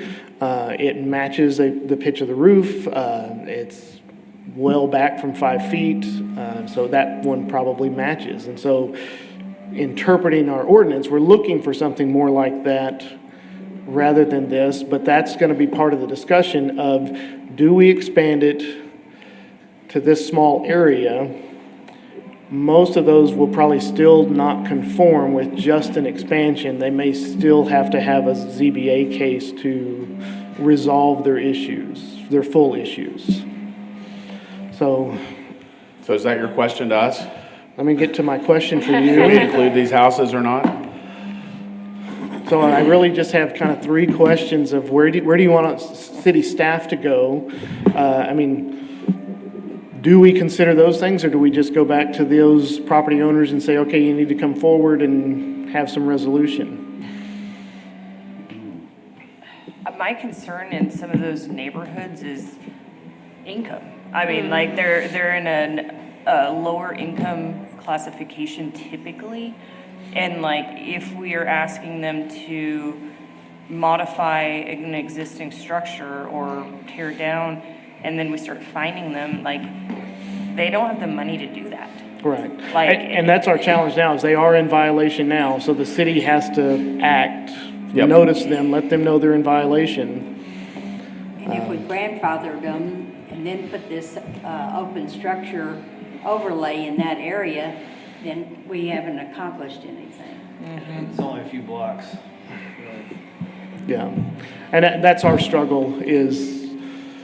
It's really two separate discussions in my mind. One is whether we include this neighborhood or not. And when you look at the larger area that this overlay encompasses, it seems ridiculous to not include these houses. So that's one. Two is the broader discussion of the open structure ordinance and whether we want to consider changes to it or not. And First question. I think we should include that area, in my opinion. Yeah. For the overlay. And to answer part of Candy's question is, the overlay would give them the carport. It may not give them the design of their current carport. Right. And then that's for ZBA to decide. But they're a step closer. Is their design that they currently have, do they need to modify it or not? And that would be a ZBA question. Because I think those houses in that area are right across. They're no different. They're no different than anything that's on Edmond. It's the- Yeah. Those were built in like 70s and 80s. Across is going to be more like 50s, 60s, into 70s, but still. But even a garage in the 70s. Yeah. For a truck. Right, wouldn't accommodate. Yeah. Correct. Yeah. Yeah. Right. no. Say if these were built in the late 70s, 80s. Well, I you've mean, also got, you've also got these older neighborhoods where garages have been converted into bedrooms. Right. And Yeah. they're trying to get, That one picture had that. yeah, so Yeah, I'm just saying. it's a big area. So do we need to make a motion to No, include? not asking or- for any official action, just if everybody's kind of in agreement of, yes, we'd like to see something back, whether we bring that back in December or January. It may be January that we bring it back, depending on some of the other things we have going on, but we can bring back, because part of it is we need to notice that area. We will hear back from those citizens if they think that's a good idea or not, to expand that open structure overlay in that area. What would be the jurisdiction, let's say I bought that house that's illegal and I bought it the way it is. Bought the problems with it. Yeah, I bought the that's- problem, would you, That is one of our biggest challenges, is usually if they came back in for a permit, it might be addressed at that time, saying, And the hey, other thing is the ZBA, when they consider the cases, are supposed to look for hardship. Financial is not a hardship. Doesn't count. So they have to find, there's some unique circumstance that causes this to have to be this way. So yes, they could make them tear it down. Well, tearing down 4 metal poles and, it's not a huge, usually they're not attached to the house. So yes, that could be a side effect. But ZBA would then have to decide whether or not they wanted to do it or not, and what criteria they could legally permit it under. yeah, we'd have to be careful, because I do believe if I bought the house from you, and then I would go back after you, because for, Not being caught in the. yeah, for you, yeah, for not, No. Not necessarily. A lot of the time, those surveys are reused, and you've Yeah. got like a T47 that people are signing off on modifications. The seller's disclosure over the years has been modified considerably in order But I'm just saying, to. like, most of those are within 5 foot, so that's within the. So you got a survey with. But again, like the title company's not going to the property to No. assess, and you're basing it off of, Well- well, and they're That going should, back on for- years That would of. show up in no, the to clarify, it should be in a survey. Yeah. That But carport should be on a As survey. long as, But whether it's legal or not Yes. is not the requirement of the That's what I was survey. gonna say. If it's within the, I mean, easement, I come up. It will. also want to remind the board that if we do extend the overlay, they may have to tear it down because they're within 3 feet of the property line rather than 5 foot, but Yes. that would give them the opportunity to put it back up at 5 foot. A lot of them. Versus tear it down. Yeah, would be the so only they may solution to have that. to tear it down, or they may just have to take a foot or two off of it. but yeah, you wouldn't disclose, like the title company wouldn't know that this isn't covered. Does that make sense? Like you would know that the carport is there, but. That's something that's covered when you buy a house. Correct. but It should come up. But the title company also checks on building permits. And those up there have not usually- gotten building permits. No. no, they don't. Well, There's no way they can track. okay. I was gonna say, When I we don't bought know if our they can find home, that. it was listed. It'd be great in if they there, did, okay? but they don't. It would be great if that was so They easy to also- find. Do you want us to extend this, or? Right. Yeah. Yeah, are we looking at just this area? I would expand into this area. That's my personal, I'll let everyone else voice their opinions. I agree. Yeah, I think so. We'll bring some data back and some recommendations and bring a full case back for you guys to hear in the future. Okay. Thank you. Sounds great. Great work, guys. Yeah, thank you. Really good job. Follow-up and administrative issues, announcements, consideration of future agenda items. Anyone have anything they'd like to add? All right, adjournment. Do I have a motion? Motion to adjourn? All right, we have a motion and a second to adjourn. All in favor, say aye. Aye. I'd like to compliment the air situation. 7-0 to adjourn, and it's 11:08. Thank y'all.